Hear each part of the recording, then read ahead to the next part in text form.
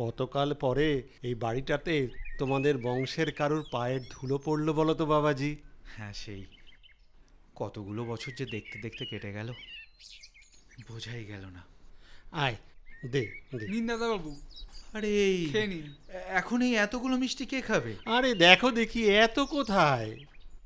এতটা পথ এসেছো, এ বেলায় খিদে পাইনি বুঝি? আরে নাও নাও, খেয়ে নাও, অনেক কথা আছে। আপনারা? আরে আমাদের হবে খন, এ তুমি আগে খাও তো। দাদাবাবু, হুম?